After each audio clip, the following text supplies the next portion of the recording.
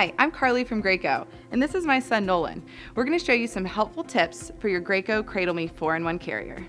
When putting on the carrier, make sure the waist belt is resting on your hips to comfortably support the weight of the child, and both the waist and the shoulder straps are tight and secure. To see exactly how to adjust the carrier in different modes, reference the instructions included in the all-season shield. To ensure the best fit for parent, use the sliding feature located on the back buckle. You can also adjust yourself by taking off the carrier. When changing the modes of use, make sure you're using the correct button and loop combination to make sure that baby is secure and comfortable.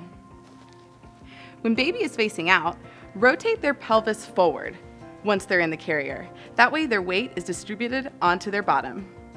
And then check to make sure that the fabric is comfortable around baby's legs. Now you and baby are ready to go.